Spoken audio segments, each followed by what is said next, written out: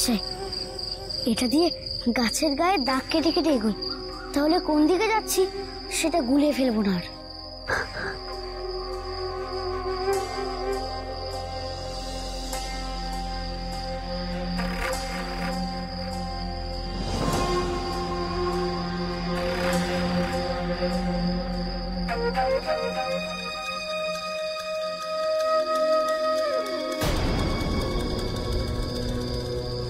সর্বনাশ, এই গাছের গায়ে তো আগেই দাগ কেটেছে দেখছি।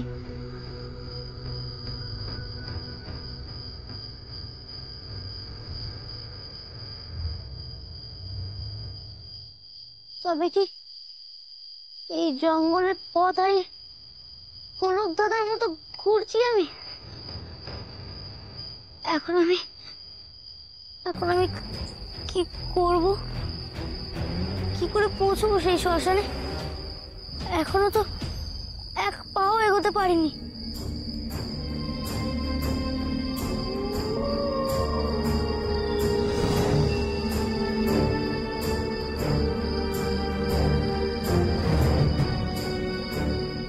গ্রীষ্মকালে এমন শীতল হাওয়া বইছে কেন? আগুনগুলো তো সব হাওয়ার তোড়েই নিভে যাবে মনে হচ্ছে।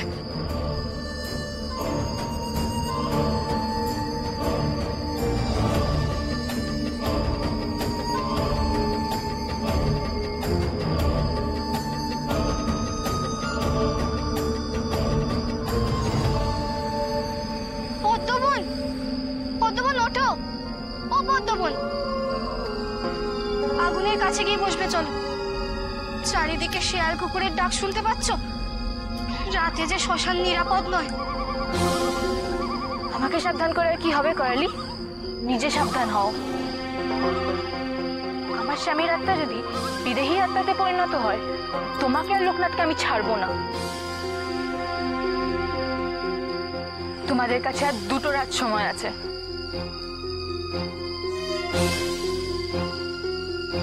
সত্যি কি আমার বিশ্বাস ভেঙে যাবে ঠাকুর?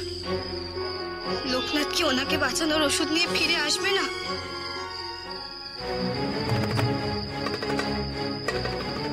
কি সেই ঘুরে ফিরে তো বারবার এক জায়গাতে চলে আসছি। শ্মশানে যাওয়ার পথ তো কিছুতেই খুঁজে পাচ্ছি না। মা, মা আমায় পথ বলে দাও, মা পথ বলে দাও। শ্মশানে আমি কোন দিক দিয়ে যাবো আমি বলে দাও। আমায় যে ব্রহ্মকমলের বীজ জোগাড় করতেই হবে, মা বলে দাও, আমায় বলে দাও।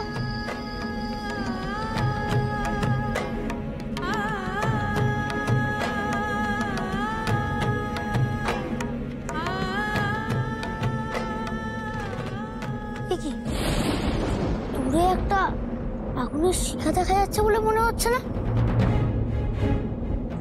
এতক্ষণ কেন দেখতে পাইনি ওটা? আগুন জ্বলছে মানে কেউ না কেউ ওখানে তো আছে।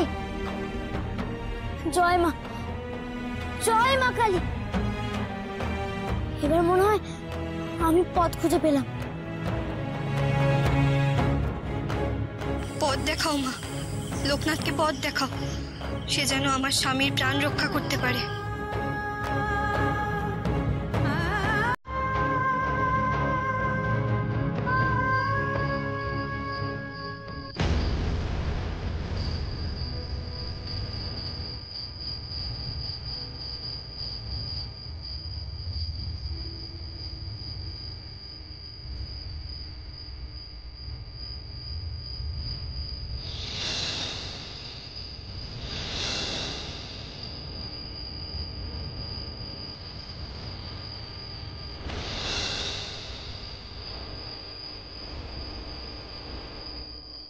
তুমি কি জঙ্গলে থাকো গো?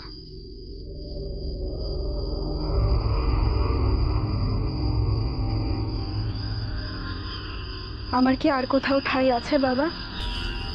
আজ এখানে কাল সেখানে এইভাবেই ঘুরে বেড়ায়।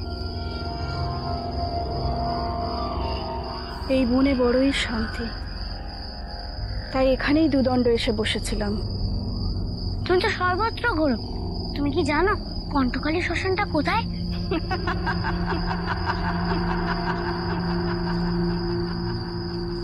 তুমি হাসছো কেন?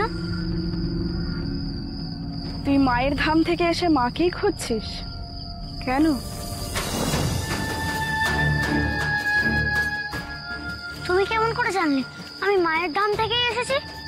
তোর পায়ের দিকে দেখ, তোর পায়ে দু ধরনের কাদা লেগে আছে। পায়ের ওপরের দিকে নদীর ঘাটের কাদা, আর পায়ের নিচে এই জঙ্গলের ঘাস। তাই তো, নদীর ঘাট ধরেই তো এতটা পথ এলাম। তোমার নজর তো দেখছি খুব ভালো। তুমি নিশ্চয়ই জানো কণ্ঠকালী শ্মশানটা কোথায়। আমায় বলো না, কণ্ঠকালী শ্মশানটা কোথায়, বলো না। আমি বলার কে বাছা? মায়ের কণ্ঠের ডাক যদি তোর কানে পৌঁছায়, তাহলে তিনি স্বয়ং সেই রাস্তা দেখিয়ে দেবেন। আমার কাজ শেষ, তুই এবার এখানে বসে মায়ের নাম জপ কর। আমি এখানে বসে মাকে ডাকবো আর তুমি চলে যাবে? আমার যতটুকু কাজ ছিল তা সারা হয়ে গেছে, আমি এবার আসি। কিন্তু সাবধান লোকনাথ, এই জঙ্গল কিন্তু বড়ই রহস্যময়। এখানে অনেক মায়া, অনেক কুহক, ডাকিনী, যোগিনী, নিশি ডাকিনী, এদের বাস এখানে। তারা কিন্তু তোকে ভুল পথ দেখাবে, বারবার বিভ্রান্ত করার চেষ্টা করবে। তোকে কিন্তু তোর অন্তর্দৃষ্টি দিয়ে তাদের মধ্যে থেকে আসল মায়ের স্বরূপ চিনে নিতে হবে। আর যদি চিনতে না পারি? যদি ভুল করেও কুহকের ডাকে সাড়া দিস, তবে মৃত্যু নিশ্চিত।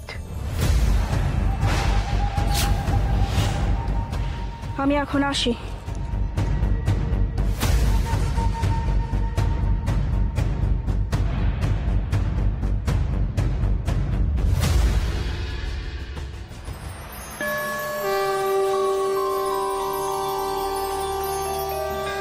তবে এখনই মায়ের নাম জপ করি। ভৈরবী তো বলল মা স্বয়ং আমায় পথ দেখাবেন।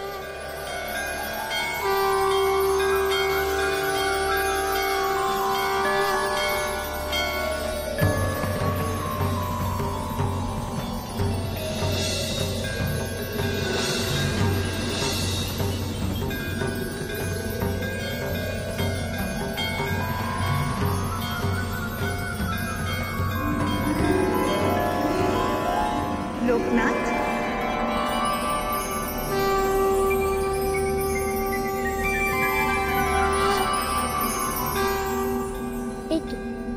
এই তো মা নিজে আমাকে দর্শন দিয়েছে। তারা কিন্তু তোকে ভুল পথ দেখাবে, বারবার বিভ্রান্ত করার চেষ্টা করবে। তোকে কিন্তু তোর অন্তর্দৃষ্টি দিয়ে তাদের মধ্যে থেকে আসল মায়ের স্বরূপ চিনে নিতে হবে। আর যদি চিনতে না পারি? যদি ভুল করেও কুহকের ডাকে সাড়া দিস, তবে মৃত্যু নিশ্চিত। এই কি আসল মা, নাকি আমাকে কেউ বিভ্রান্ত করছে?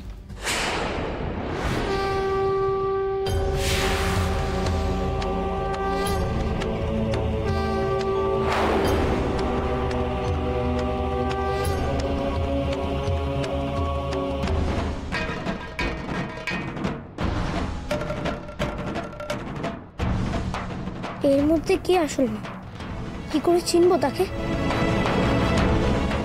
এই দেখ বাবা, তুই আমাকেই তো চোখ বন্ধ করে ডাকছিলি।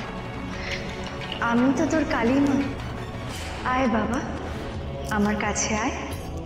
লোকনাথ, তুই আমার ত্রিনয়ন দেখেও চিনতে পারলি না? আমি যে তোর আরাধ্য দেবী, আমি যে তোর কালিমা। লোকনাথ, আয়, আমার কাছে আয়। তোমরা কারা গো?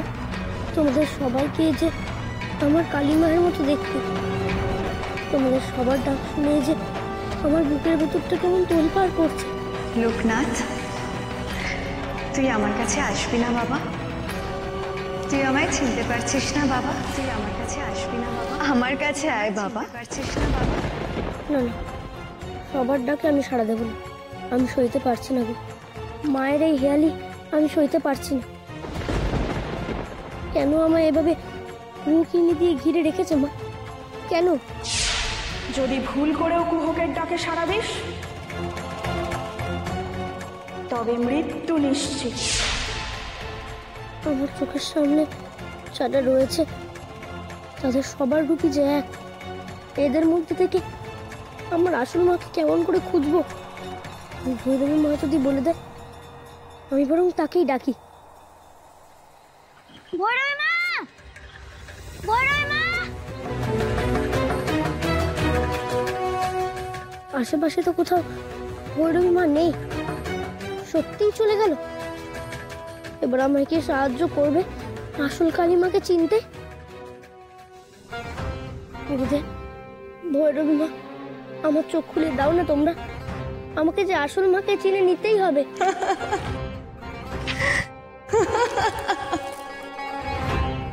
আসল মাকে চিনে নেবার কোনো উপায় তো তুমি বলে গেলে না ভৈরবী মা। মা নিজেও তো আমার ডাকে সাড়া দিল না। এখন আমি কি করি?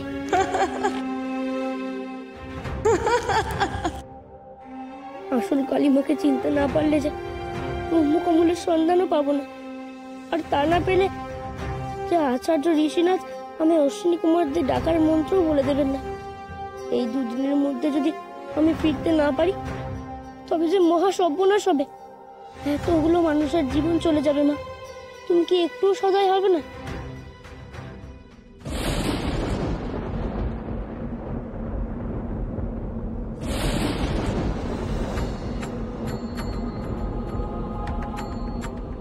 এখনই ঝড় আসার ছিল, হাওয়া তুলেছে, প্রদীপকে সামলানোই যাচ্ছে না।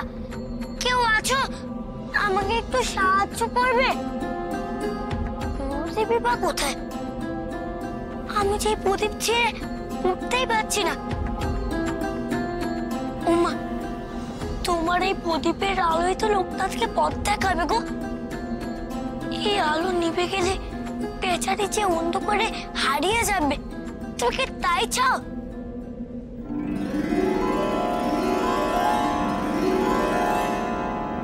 ভৈরব মা, তুমি? কি করি বাছা, শিবের চালা মা মা করে কাঁদছে। আমার তো ধ্যান ভেঙে গেল। দেখো না, লোকটা তো বৈদ্যর খোঁজে গেছে, আর আমি এখানে বসে প্রদীপ আগলাচ্ছি, ওকে অন্ধকারে পথ দেখাচ্ছি। কিন্তু এত ঝড়ে যে প্রদীপ জ্বালিয়ে রাখাই দায়। এই কেমন পরীক্ষা নিচ্ছে মা লোকনাথের? শুধু লোকনাথের নয়, মা তোরও পরীক্ষা নিচ্ছেন বেনি। শত প্রতিকূলতায় মনের আলো জ্বালিয়ে রাখার পরীক্ষা। আয় আয়, আজ মায়ের সামনে আমরা দুজনেই সেই পরীক্ষা দিই।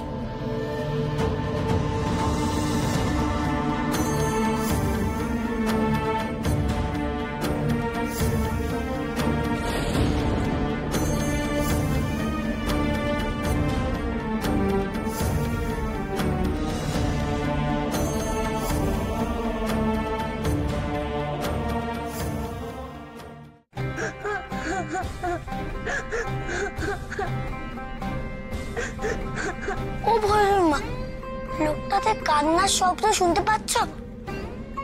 মায়ের কানে সন্তানের কান্নার শব্দ ঠিক এসে পৌঁছয় রে। আমার আর ওর বাঁধন তো ওই একজনই। তাই লোকনাথ মাকে ডাকলে আমার বুকের ভেতরটা কেমন আনচান করে ওঠে। লোকটা তার মানে বিপদে পড়েছে, ওকে বাঁচাতে হবে গো। হ্যাঁ রে, আচার্য দেবকে দেখছি না। এত রাতে উনি কোথায় গেছেন? গ্রামের লোকদের বোঝাতে। গ্রামে জ্বর হচ্ছে বলে সবাই অপদেবতা বর করেছে ভেবে ভয় পাচ্ছে। ও ভৈরব মা, তুমি কিছু একটা করো না গো, যাতে লোকটা নিরাপদে ওষুধ নিয়ে ফিরে আসে। আমি কি করব বেনি? লোকনাথ তো নিজের কাঁধেই সব দায়িত্ব নিয়েছে, তাই যা করার ওকেই করতে হবে। তোমার বুঝি কিছু করার নেই ভৈরব মা? এখন আর কিছু করার নেই। আমি থাকলে হয়তো এই গুরুদায়িত্ব নেওয়ার আগে ওকে ভেবে দেখতে বলতাম। মানুষের প্রাণ বাঁচানো যে বড় কঠিন ব্রত বেনি। তুই আর লোকনাথ দস্যিপনা করবি, আর আমি আমার সব কাজ ফেলে রেখে এসে তোদের নিয়ে চিন্তা করে মরবো ভেবেছিস? পারে, তুমি তো আমাদের কালীঘাটের মায়ের কাছে টেনে আনলে, তুমি তো বলো বাবার পুজো করতে, তাহলে তুমি একটু বলো না ওদের লোকনাথের কথা শুনতে। ওদিকে কয়েল দিদি ঝড় বাদলে কি করছে কে জানে। ও ভৈরম্মা, তুমি তো এখানে মায়ের প্রদীপে শিখা বাজারে, ওইদিকে কয়েল দিদি এই ঝড়ে কি করে আগুন বাঁচাবে গো? আমাকেও তো লোকনাথ ওই দিকটা দেখার দায়িত্ব দিয়ে গেছে। ও ভৈরম্মা, তুমি একটু মন্দিরে থাকো, আমি আসছি।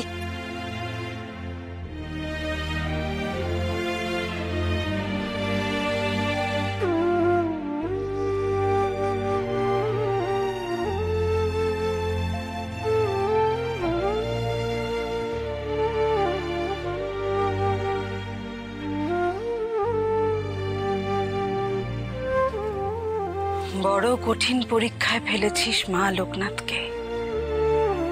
এই ঝড় বৃষ্টি যেন ওর কাজে কোনো বিঘ্ন না ঘটাতে পারে।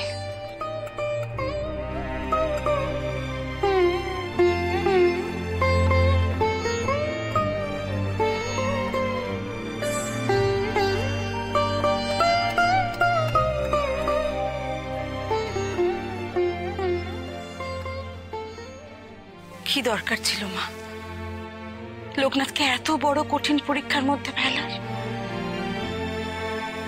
ভগবানও তেমন, আমাকে এই গুরু দায়িত্ব দিয়ে নিজে চলে গেলেন শিবের সাধনা করতে।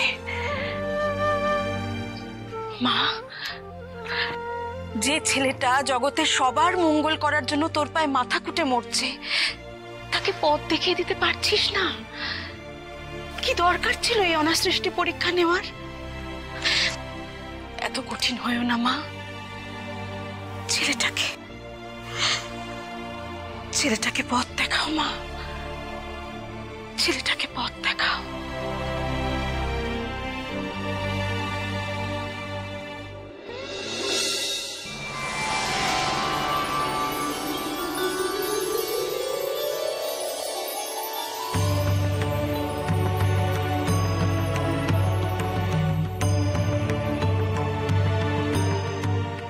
এ তো মায়ের সিঁদুর লাগানো বেলপাতা, তার মানে এই পাতায় আমাকে মায়ের স্বরূপ চিনিয়ে দেবে।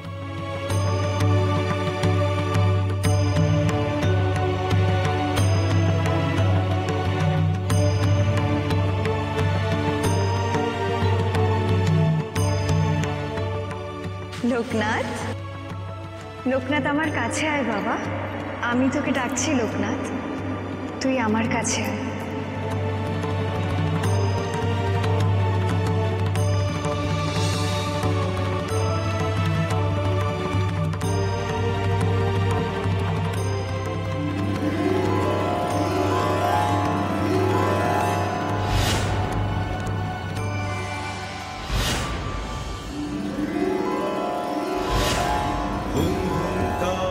शवारूढे नीलनीदराजिते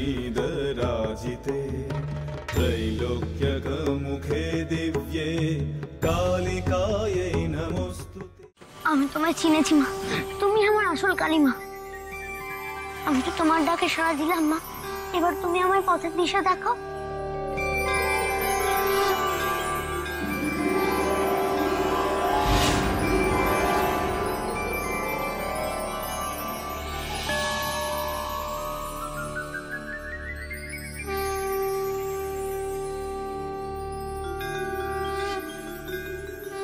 এই প্রদীপ তোকে তোর পথের দিশা দেখাবে লোকনাথ।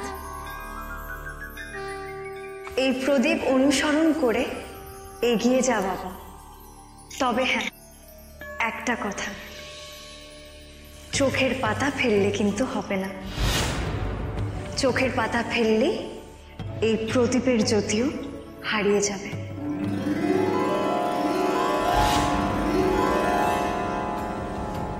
আগুনের শিখা যেদিকে হেলে রয়েছে, আমাকে সেদিকেই যেতে হবে।